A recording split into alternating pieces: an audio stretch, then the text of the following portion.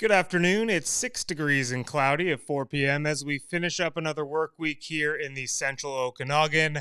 I'm Josh Duncan, and this is what the Kelowna Now newsroom is looking into today. Multiple suspects have been arrested after a dynamic police incident in Kelowna today. The RCMP is remaining tight-lipped on the nature of the incident, but confirmed that a large police presence in South Kelowna and the same in Rutland were both related to it.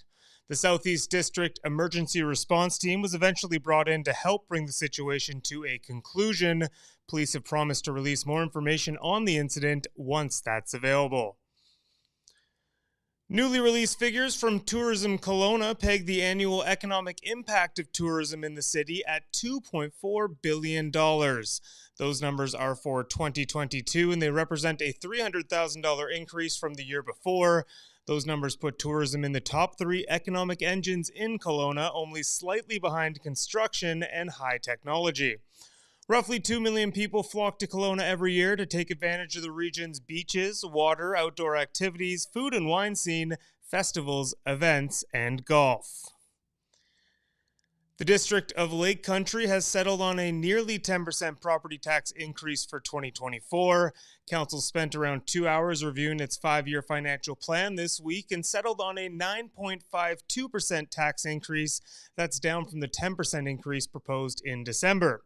Council was told that common concerns from community engagement focused on 2 major tax increases in a row. That's following a 17% hike in 2023. This year's increase works out to an average of around $248 extra annually for the average single-family home. The BC government is investigating why the Kelowna community was not notified about the release of a man with a history of sexual assaults.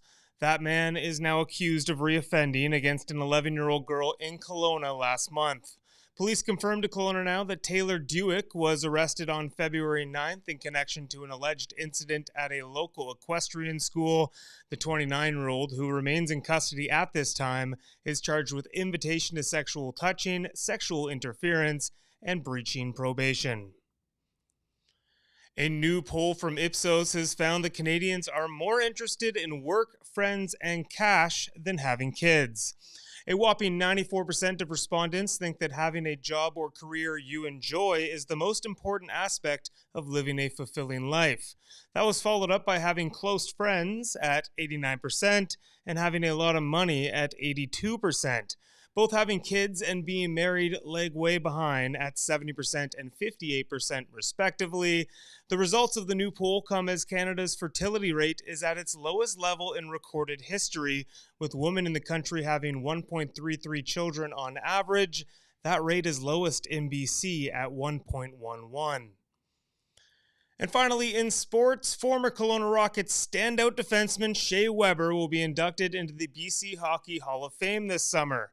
Weber, who will be inducted alongside Carey Price, Tom Cowell, Scott Bradley, and the 2010 Fort St. John Flyers, said getting the call from the Hall was a big honor.